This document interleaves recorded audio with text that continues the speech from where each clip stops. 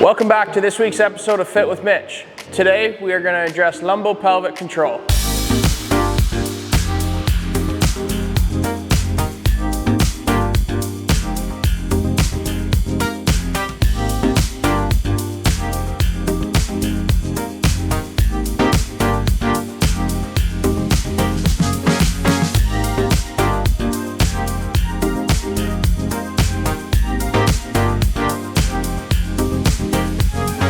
One thing we find with our athletes is being in that forward hunch crunch position that we've discussed previously is they lose their ability to control the orientation of their pelvis and how it moves and how they apply force both on and off the ice.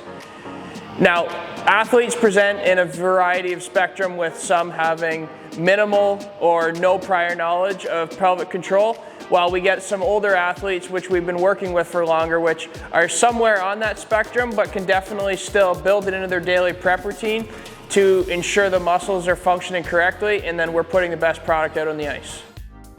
So to kind of address that spectrum that we talked about, I'm going to show you multiple different drills ranging from easy fundamentals up to a more dynamic, more progressive control and demand on the athlete. For our simplest progression, we're going to start on a ground-based drill, maximizing our points of contact with the ground and controlling as minimum different varying degrees of freedom as we can. We're going to start with this first progression. We're going to go into our quadruped position, okay? So hands under shoulders, knees under hips, addressing that pelvis and that low back. All you're going to do is you're going to try and rotate that pelvis anteriorly and posteriorly.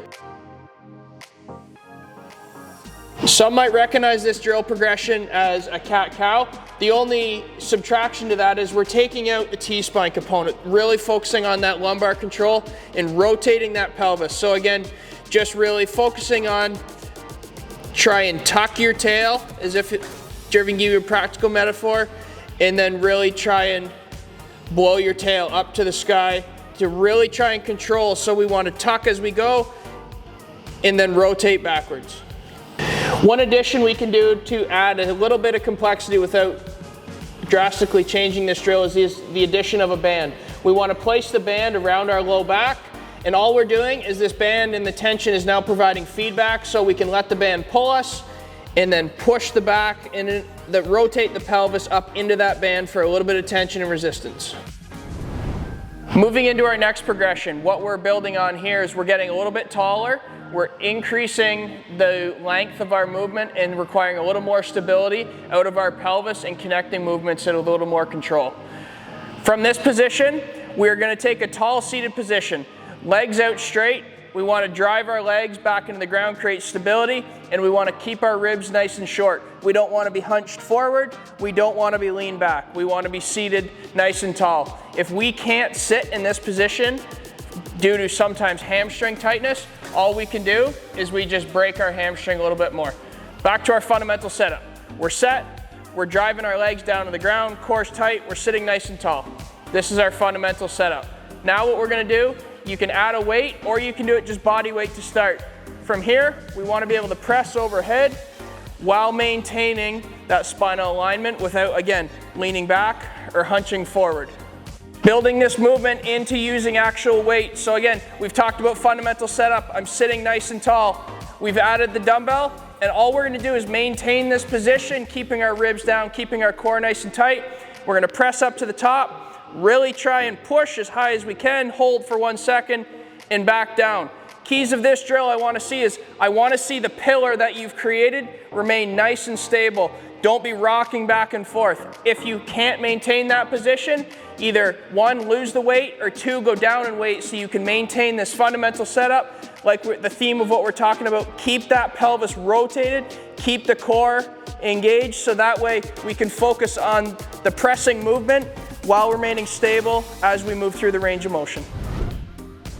Moving into our third progression, the theme of what we're trying to build upon here is increasing the complexity of the overall movement and increasing the number of muscle groups that have to work together in order to perform this movement the way we want without having any variance in how we execute the overall range of motion. For the purpose of this exercise, we're going to be utilizing a Kaiser machine. If you don't have access to a Kaiser machine, I'll show you a simple alternative that we could apply a band to get the same overall stimulus. How does this setup and this exercise look overall? We are going to be working in a cross-chain orientation, meaning I'm going to have the handle in my left, so then my right leg is going to be forward. I'm going to take my lunge position. Again, into our lumbo-pelvic control theme of today. I want to have my core nice and I want to have my upper body nice and stacked. I don't want to butt wink and I don't want to shoot my hips forward. Nice natural alignment set up in my lunge. From this position, I want to stay nice and square, shoulders match the angle of my hips, and then from here, all I'm going to do is drive my elbow back to my pocket, keeping a nice neutral neck. Pick a spot out in front, focus on, and then elbow down, full retraction. If you don't have access to a Kaiser machine, the simple substitution, all we need is a band and a simple anchor point above your head. In my case, I have a squat rack. You're going to anchor it somewhere above where it becomes immovable. Hand goes between the band, loop back, and grab to create almost a figure 8. From there, it's the exact same fundamental setup that we discussed as if you're using the Kaiser. Moving into our last progression, this is going to be the most fundamentally complex, and we're going to start building on natural athleticism qualities as well as this dynamic motion, which requires varying ranges of activation across multiple muscle groups. How does fundamental setup look? We want to relate back to the ice. How does our skating stride look? We're in that crunch position. We're nice and low, nice and stable, nice and powerful. This is where we're going to start from. From this position, we're going to pick a leg and we'll go to single leg. What I really want to focus on is being stable. So again, those same cues we were working on. Let's try and keep our torso nice and neutral. Keep the pelvis rotated without causing excessive anterior rotation or posterior rotation. So again, find that neutral balance. And then from here, we're going to do a multi-directional hop. So every jump is going to look different and have a little creativity and a little flow to what this movement looks like. From here, okay, I'm in my nice neutral setup. And now I just picked my range of motion. What we want to focus on with that last progression is we want to focus on the takeoff mechanics, but then the more important thing is when we land, whether it's on the right or the left, we want to maintain all these angles to land nice and solid to prepare the body for a subsequent force output in whatever direction our sport, in this case on the ice, is forcing us and demands upon us. Just to summarize here and collect our thoughts from the overall episode, I showed multiple different progressions ranging from a basic end of the spectrum up to a more dynamic to the most complex range of what we're trying to demand. Again, forcing that athlete to be able to control their pelvis orientation in relation to both the upper and the lower body and the forces that your movement and your stimulus is placing upon it. From here, we can progress or regress or change based on the demands that both the athlete feels or our coaching staff identifies they need further work on. The beauty thing that I'll just constantly relate back to throughout this series is the examples I show you is only one of infinite amounts. What I showed you today is just 4 simple examples of what we can use, and from there we can regress, build, progress, whatever we have to, depending on varying outside factors coming in to further that athlete in their progression of overall fitness and control.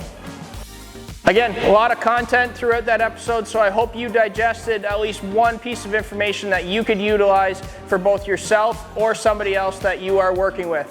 Stay tuned next week to see what happens in episode 4.